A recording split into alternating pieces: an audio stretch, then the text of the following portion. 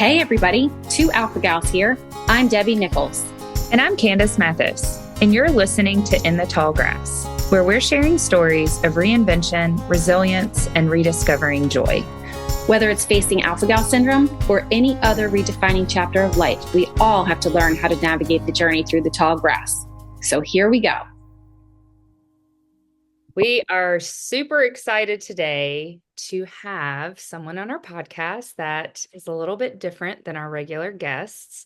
As you know, we have such a love for music. So when we discovered Eric Rhodes, we had to reach out to him. So Eric Rhodes spun his first disc in 2000 while attending the University of Idaho and earning his degree in radio, television, and digital media. After enduring a short career in public television, he pursued his true calling in luxury event entertainment. Eric is the founder and primary entertainer behind Rhodes Entertainment, DJ and MC for high-level brands. Thank you so much, Eric, for being here with us today. You're welcome. Thank you for having me. Of course. I'm excited. Yeah, we are too. So can you kind of start by telling us a little bit about yourself and really when you discovered your passion for music? Sure. So, first and foremost, I'm a dad and a husband. I got a couple kids and I've been married for almost 16 years. Okay. And I just really take pride in my family life. I love my wife and kids, and it's like my foundation for everything. But what I do professionally is a DJ. I DJ for a living, and I just feel truly blessed to be able to do that all the time, day in and day out, through social media, through traveling to different private events and things like that. Kind of quick synopsis: I just always had a passion for music as a little kid. I grew up in the 80s and 90s, and that's when there were in the house were records and cassette tapes, and then eventually CDs, and I was just always infatuated with them and would make mixtapes and play around with the records, but didn't really get started DJing until around 2000. And then that was a hobby for about 10 years. I had, like you mentioned, a career in TV news. Wasn't really where my passion lied. And my wife and I were about to have a baby in 2011, our first kid. And I thought, I don't think I could do this career forever. The hours are bad. The money isn't good. And I was DJing on the side. I thought, you know what? I think this is my shot. I just have to go for it. So I started my business and haven't looked back. And now, I just was DJing in Idaho, doing weddings and private events. And then I started dabbling in, showing people how I mix music on social media. And that started in 21. And I pretty much immediately blew up. I had a viral video within 2 months. And then less than a year, about a year, I had 1 million followers on TikTok. And since then I've grown my socials. Instagram's almost at 700,000. TikTok's at 1.3 million, like Facebook's big. It's just wild. And so it's just created so many amazing opportunities for me, but it's been a lot of work and I've had to really kind of hustle to get here. And, but it's been a fun ride. So that's a little bit about me. I love that you started talking about being a husband and a father. We talk a lot between the two of us and on the podcast about priorities. And I think that it comes off in your personality that you do have your priorities in order. Like, I love watching you talk, actually, because you're just kind of glowing with this. And it seems like you know what you're doing and you found your path and you were ready to lean into that. I'm curious, though, what led you to start showing people how you mix music? Because I think that's where we saw you. We saw some of these social videos, maybe the viral one, I don't know, but it's hard to stop watching you when you start scrolling through and watching all your videos. What ultimately led you to share that? Yeah. I mean, there were a lot of things that went into it. I've always kind of dabbled in social media. Like, I was always making, I was trying to figure out how can I market my brand so that I look and showcase what I do to look premier in my market. And so I would hire videographers to show like clips of weddings that I was doing. And I was just always trying to find ways to showcase what I do. And honestly, in 2021, I set a goal at the beginning of the year to make one 45-minute DJ mix each month. And so I was making these mixes and putting them on a platform. It's a free app called Mixcloud that a lot of DJs use. I actually have a ton of cool mixes there if anybody wants to check it out. But I was like, okay, once a month, I'm going to put one on there. And I was getting, 50 listens, which I was grateful for. But at the same time, I'm like, I want thousands of listens. Like, how do I get people to, hear these? And so that, along with like promoting my wedding business, I just was one day making a mix, and I thought, what if I just take my phone and just prop it up against the wall? That's all I did. I just propped it up against the wall and behind my turntables and just explained one mix. I was like, okay, this is how I'm going to mix from track 1 to track 2. And it was a 30-second, 45-second video. And I put it in my Instagram stories. And immediately I got way more attention than I ever did on anything I ever put in my stories. And so I thought, oh, this is fun. All right, I'm getting a little bit of attention, so I'll keep doing that. And eventually I put it on Reels and TikTok within a couple of weeks, and then that was it. And then it just got my wheels turning. I'm like, wow, people really like seeing me kind of go from one song to the next. And I noticed there was a lot of comments about nostalgia. People love music that they grew up with. And so that has been a lot of my focus, because I get nostalgic with music. It makes me happy. And yeah, so that's kind of how I got started. I love that. Like I was sharing the mix that you did with Tina Turner and Tupac. Yeah. I shared it with Debbie. I shared it with my entire family. And like Debbie said, I couldn't stop watching all of these mix-ups, right? Like, or mashups. Am I saying it correctly? Yeah, mashups, mix up. That's yeah. Okay. How long does it take you to figure out which songs blend together? That seems like a really tedious process. Is it hard to do? I have systems in place and have been doing it long enough that it's not too hard to do. It's so hard. Each mix is different. So some I can just kind of come up with right away and be like, ooh, that was cool. Or I'll make a video of one that I've already put in a different mix a long time ago. So I'll just showcase that one that I've already done. But some take a while. Like I'll just spend a couple hours going, okay, I love this Dr. Dre song. What could I do with it? And I'll just start exploring. And sometimes my ideas are awful. Okay, I'm not sharing that one. Let's try something else. And sometimes I'll sit in my living room with my wife and kids around and experiment with ideas, and I kind of look to see how they react. And because I might think something sounds good, and then my wife will just be like, I'm not feeling that one. I'm like, okay, fine. Right. But to answer the question about time, I don't know. It just varies. Yeah. So then in doing that, is that kind of where we loved when we were diving more into your website, where you talked about being a premium event storyteller and the storyteller piece of this? Did that come first? Like doing these mix-ups, like, is that kind of where that originated from? Can you share with us a little bit more about that? So I've been mixing. So, okay, I'm going to just define. So a mashup is, say, I take Tina Turner, use her beat and some of her vocals, and then all I use is like Tupac's vocal, and I put that on top of it and make it that one song with two songs put together. So that's a mashup or a blend. Those are like the two terms. Okay. But then there are just mixes or transitions which you'll see a lot of that on my page too, where I'm just going from Salt and Peppa to Janet Jackson. And so you're hearing that moment of, say, 20 seconds of the two songs together, but I'm going from one song to the next. Right. So the going from one song to the next is something I've been doing since 2000. And so it's creatively like blending those together to get to the next song, and to the next song, to the next song, to the next song. So I've been doing that for 24 years. But the mashups, where it's like a one song layered, that's something I really didn't get into until like 2 years ago. And that was because of social media. So being on social media was a real blessing in that way, is it made me more creative. And I had to start, not had to, but I wanted to start seeing what was possible for my creativity. And now I forgot the question, but No, I think you answered it. Like, just being a storyteller. I mean, I hear that. I hear you explaining that in just a different way, right? Like, it's your version of storytelling, which I think is really cool and inventive. So Yeah, so the storytelling piece came about through emceeing because I did a lot of, I used to do tons of weddings, and I learned how to share a couple's love story at their wedding.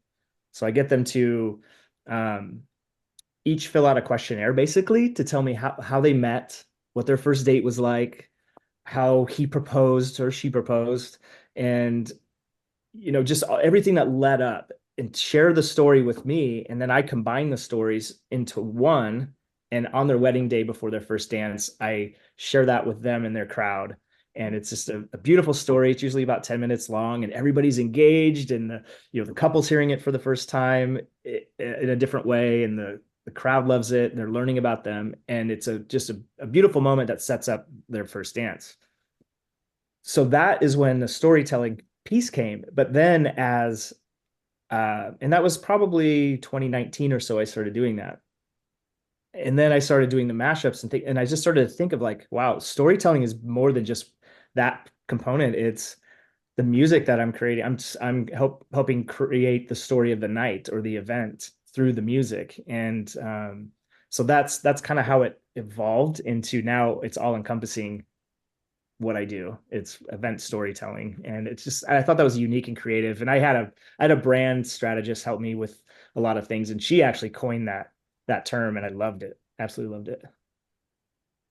So I yeah. love that too. I think it's really neat how you originally came up with these stories and did the storytelling when you were DJing weddings to what it means that's different as a storyteller now. You're telling the story of the night. You're not telling the story of the past necessarily, aside from the nostalgia of the music, maybe. That's part of it. Yeah. When I was thinking about how you did this, because I watch your videos and I can't process how you do it. It's really neat. It almost seems like magic. I'm like, he must just hear the music differently, right? And then getting to watch you do it, showing us how you do it, it feels almost like we're getting a glimpse behind the curtain a little bit. Like, like that's how he does it. It's magic. And Totally. music has always been a vital part of mine and Candace's lives from the time we were little, to how we've raised our own families. We don't get us starting talking about our kids because we won't stop. But how we've raised them, how we experience music with our spouses, it's just been really important to us, and thankfully something that we never had to give up, right? We have to give up so many things, but music is not one of them. And so we can't tell you how much joy it brings us to watch how you are sort of reinventing songs by seamlessly mixing them together and like creating that magic for us as listeners. Like that's something that we find a lot of joy in the experience. So I just wanted to share that with you. I love that. And I'm inspired by the people that follow me, because I could do it for myself, but I don't think that'd be as fulfilling. So when I really do have intent of like, who's watching on the other end, and what would make them feel good today. And I try to, bring that intent, and I'm glad it shows. And I think that's probably why I have a lot of followers, is because it's not, I just learned, like, don't do it for yourself, do it for others. And you get joy out of that yourself, and they obviously get joy. And it's just a really great relationship that way. Yeah. I love that. I love that. Too. And I'll just add that it resonates from what I've seen with my family, it resonated with my husband and I and our teenagers. So I think that you bring joy to everyone. It's not like a certain age or whatever, and which is so amazing. Yeah. It is amazing. And along those lines, I find it so fascinating that you're using music from like every era and every genre. It's so wild, and how you mix them together. Do you have like a favorite genre of music, like somewhere where you tend to like lean when you get started to mix something together? I get asked that a lot, and I honestly do not have a favorite genre. If I just kind of am in a mood, and I might want to listen to pop country today, and that's my jam. Or I'm listening to gangster rap because I'm just feeling kind of tough today, whatever. Or sometimes when I first started DJing, I wasn't spinning pop music. I was spinning house music, electronic music, and that was my go-to for many years. So I wish I had a favorite genre. Actually, no, I don't. I love that I don't, because I get to be, happy listening to all kinds of music. I can relate to that because I think we use music in all different ways, right? I use it to control my mood. I use it to feed my mood when I'm feeling a certain way. And sometimes, like you said, sometimes it's gangster rap, sometimes it's reggae, sometimes it's like Morgan Wallen. Like you never know who it's going to be, but it's really neat that you are managing to use all of them to bring joy.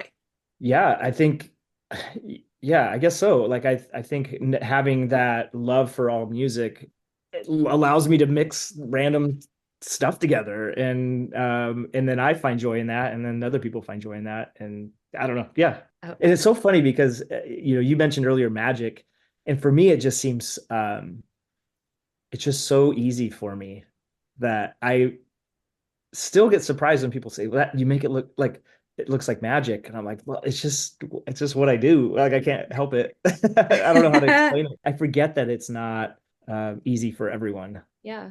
Well, you're using your gift, right? Like you're so gifted in this.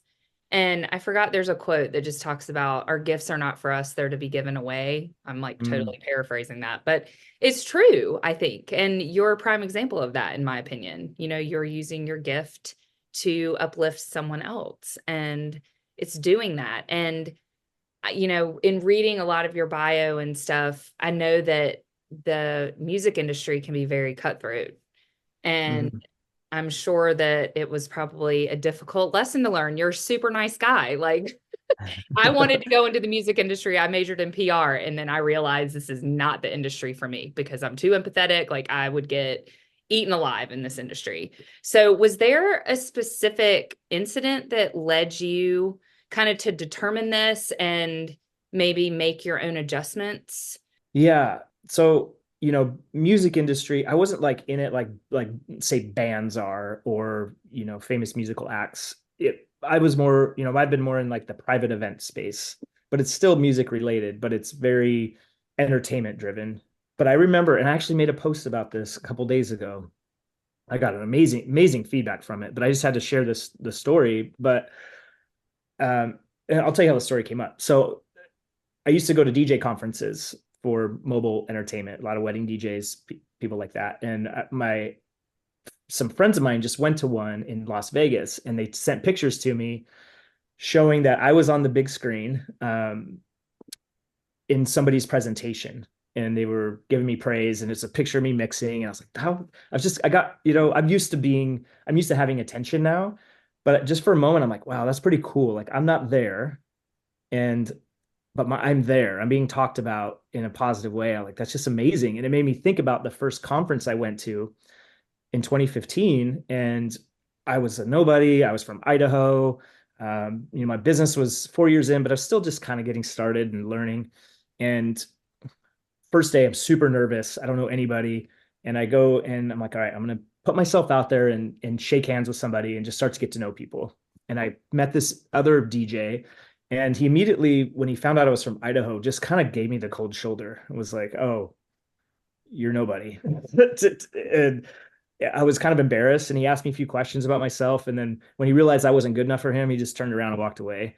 And it was a moment where I just felt, I don't know, I just felt really small and really kind of insecure at that moment. But then I had to, and there are a lot of people like that, right? And I've dealt with people like that throughout the years. But I just had to kind of hype myself up in my head and go, okay, you know what? You're going to be better than that guy someday. And you just aren't there yet. You're just in the beginning stages. Your time hasn't come. And in my head, I was like, one of these days I'm going to show that guy. I don't even remember who he was. But when I saw those pictures being sent to me, it was like I finally had that confirmation that I had kind of forgotten about.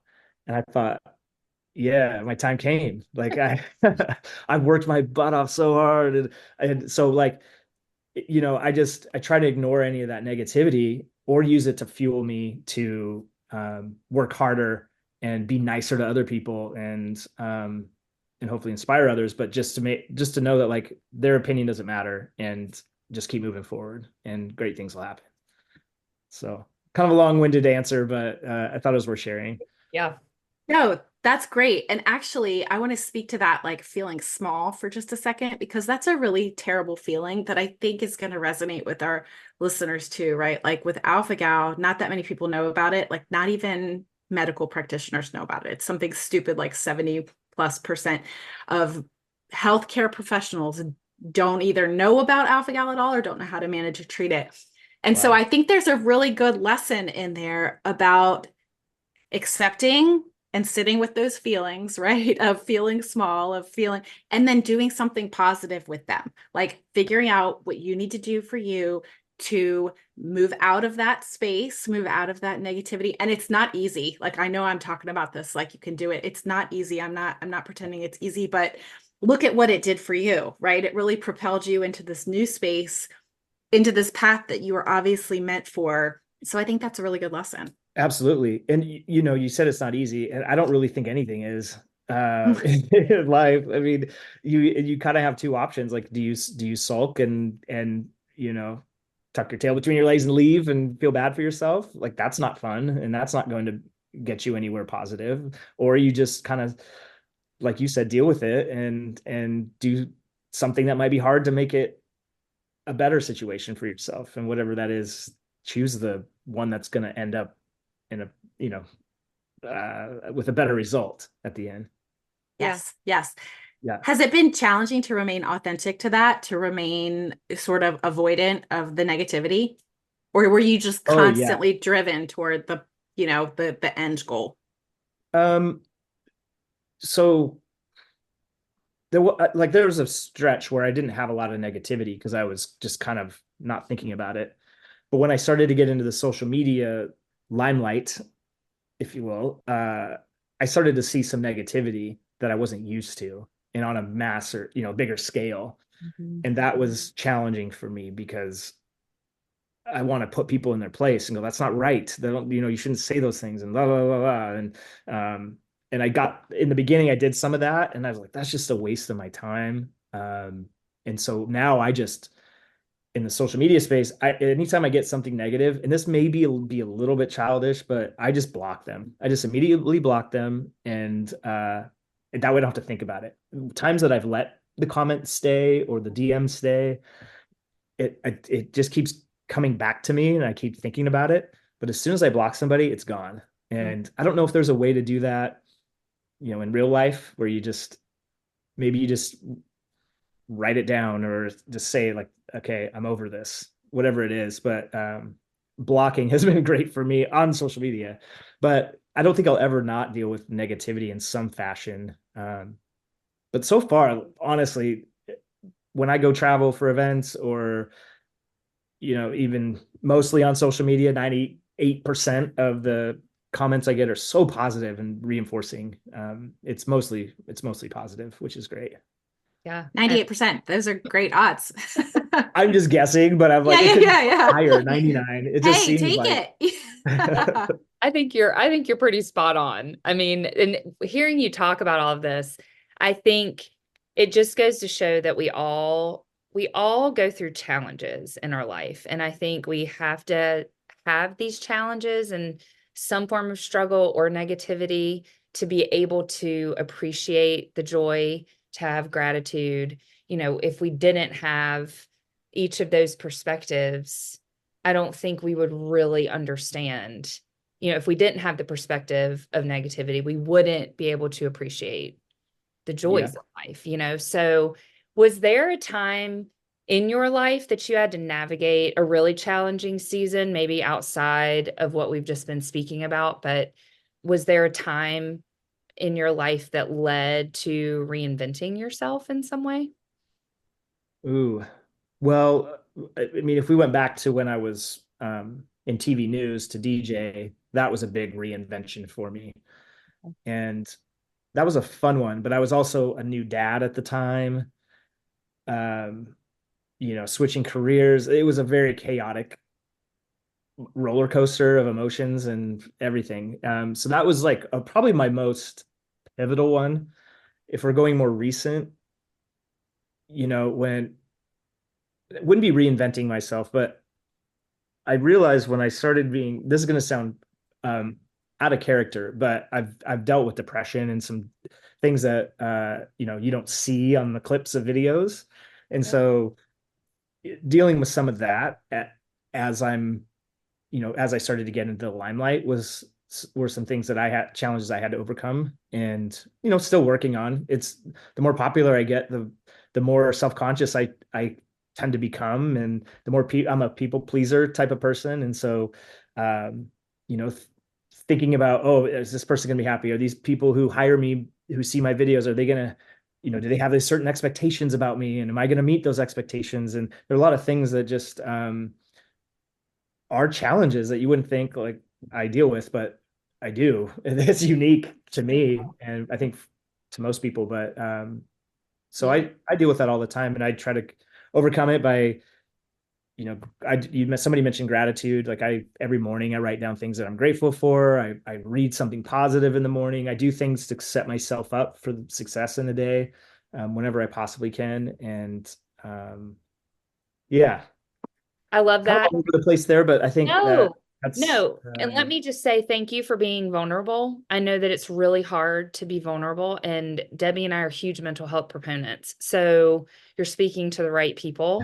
Like, I think it just goes to show that no matter who you are, you can have struggles, and we all need to nurture our mental health and find the tools that resonate with our spirit, with those places that put us in a more positive frame of mind, because it is hard. I mean, we've all had our, Debbie, I'm saying we as Debbie and I, we've had our struggles, and we encourage everybody to just be honest with themselves, and there's no shame in that, so thank you for speaking to that, because I think it's really important, especially for a lot of men. Like, it's very hard. We do a series with a younger hunter who's in his 20s, and that's something he's been really open about. And it's very inspiring. I think vulnerability in itself is strong, and it's inspiring. And thank you for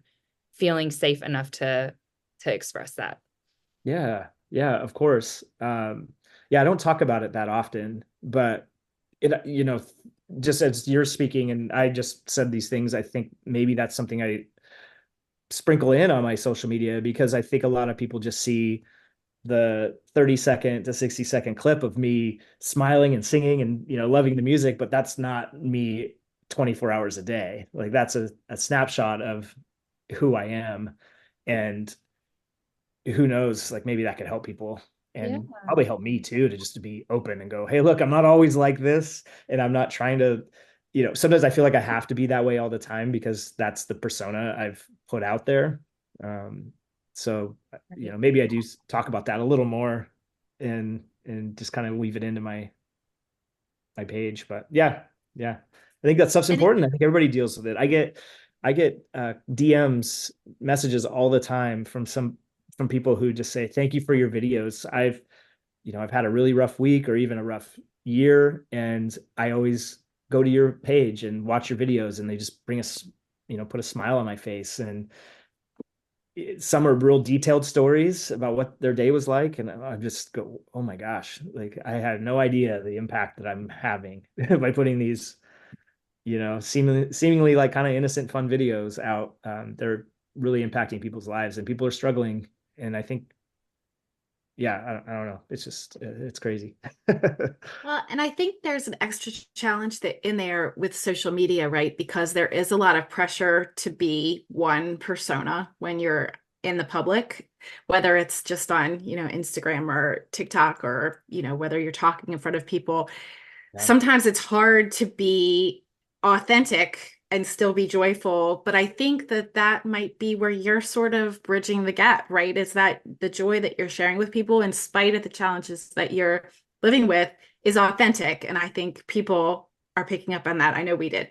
Yeah, for sure. Funny is, I've had some bad days where I put out a mix, and I'd look at myself before I post. I'm like, man, I just think to myself, I'm like, hey, you don't look as happy as you normally do. And I think I'm not happy today. Like, I just don't feel happy, but I'm going to put the video out. And I've had people comment and say that, like, is something wrong today? And that's a weird feeling to have, I put it out there thinking nobody will notice, and then they do, and it's like, oh, maybe the tagline is, hey, I'm having a bad day, but I still, wanted to put this out. Yeah. Yeah. Because we all have bad days. I mean, I think when Debbie and I Yeah. were two alpha gals, like we really wanted to highlight the resilience piece of living with a chronic condition, because there are other organizations or people out there in different spaces that kind of just recycle the survival mode, which we understand it's easy to get stuck there, but we didn't want to focus on that. But I can totally understand, like, we have our days where we're like, this effing sucks. Like it, but it is, but it's, I think normalizing it, like Debbie was saying, I think there's such good in connection through social media, but then there's a lot of isolation through all of that. And I think that's one thing why I loved like what you're doing so much, because it did bring like this nostalgic piece. I don't know, it kind of brought me back to like the 90s when everything was just better in the 90s. I know, just everything's so innocent and fun. At least it Right. seemed like it. Right. And right. I mean, we were probably completely oblivious to what was really happening. I don't know. Like, I just think the normalization that no one's immune to bad days is what I Yeah, come to. We're real people, it's true. Yeah, everybody deals with it. Yeah. So, yeah. Well, I have one last question for you. Okay. Is there a song that you can always rely on to bring you joy? And I know that I'm asking like the person who probably knows more songs than anybody else living on the face of the planet right now. Yeah. But I'm curious if there's a song or an artist that, when you need that little glimpse of joy, that you always go to. I don't have, mine is a little more broad, I guess I'd say. So I don't have like one particular song that just, I have, I guess I'll say this. I have songs for different reasons that I'll go to, or playlists. So, for example, I have a playlist that I built because if you go to Spotify and just click on, top 40 or whatever, and I'm riding with my kids, driving my kids, there's a lot of songs I want my kids to hear. So I built, I built a playlist a couple years ago, a few years ago now, and I just wanted it to be positive and it's got like Andy Grammer and whoever does Riptide, George Ezra. It's got just this kind of these like singer-songwriter type songs, and they're fun. And I built that playlist, and I hadn't listened to it in a while, and I actually broke it out yesterday. I was having kind of a bad day yesterday, to be honest, and I was like, you know what? I'm going to listen to this playlist because it reminds me of just being in my car with my kids when they were just a little bit younger and a little more innocent. And they both loved me all the time. And I played it, and it instantly just put me in a good mood. It made me think of them. And I'm going to lean on that playlist when I need it because it's, I've been playing it actually the last couple, like today I played it when I took my son to school. I was like, oh yeah, this is good. So I have that playlist that just brings me some joy. And then I also, I'm a driven person, but I have days where I'm not motivated. And I have this workout playlist it's got some rap and some hardcore stuff, but there's a song that kicks it off, and it's by The Roots. You guys know The Roots? Oh yeah. Mm-hmm. Yeah. It's a song called The Fire. Okay. And I don't know, it came out probably a long time ago, 15 years ago, maybe, but it's about having that fire in your heart and the fire in your eyes. And I just love the energy of the song, and I love how it makes me feel when I listen to it. And so sometimes I'll wake up, get out of the house, and that's the song I listen to go, okay, we're gonna kick some ass today. And and then that playlist, the rest of the playlist is got that same vibe and energy. And so it continues on. But that one song is one that really gets me going. Okay. Great answer. Great answer. Okay, good.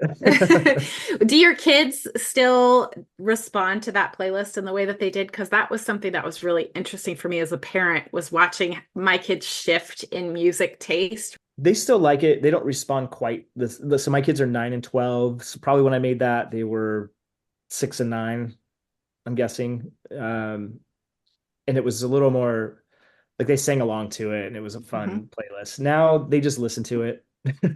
kind of. My daughter's music tastes have changed. She doesn't like George Ezra anymore. That's just one example. My son, he loves it, but like he loves video games too. He loves basketball, likes all kinds of things, but he was really into video game music for a while, which is just, I don't get it. But he and his friends love it. It's just like hard techno stuff. And Yeah. yeah, so their music tastes have changed, and it's not quite the same. So if you have kids in that younger age range and they like music you like or whatever, cherish that. Right. Good advice. It ebbs and flows. I will tell you, my oldest is 21. So I have a 21, 19, 16-year-old. I'm in my 16-year-old's room.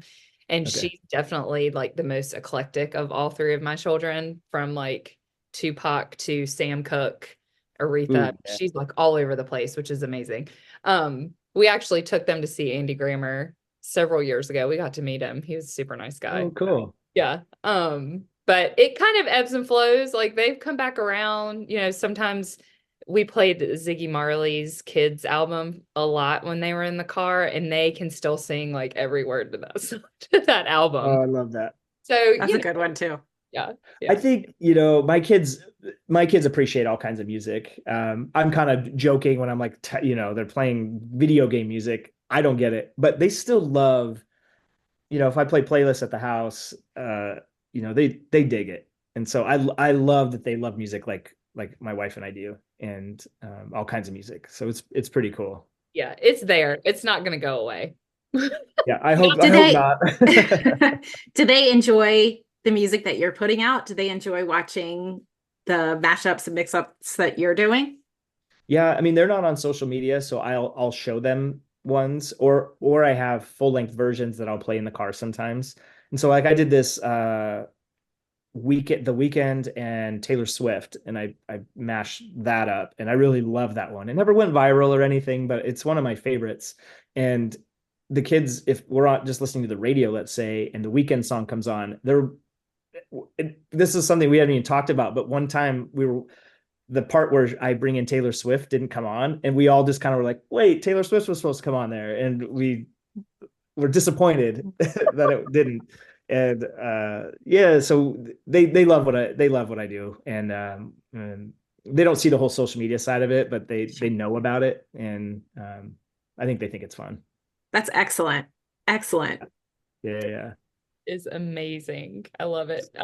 So we are so appreciative of your time. We know you're super busy, and thank you so much for joining us and just sharing your light with our community of listeners and also just the world. You really embody joy, and we just look forward to seeing you like blossom even further. Can you just share briefly with our listeners where they can find you? Yeah, the main spot that I'm at right now is Instagram, but on Instagram, TikTok, Facebook, YouTube, all of it is DJ Eric Rhodes. So it's DJ EricRhodes. Pretty easy. You can just Google me and you'll probably find all of the links to the Perfect. social media. But it's always trying to have fun over there. So if you're not following me, you should. Yes, if you're not following him, you should.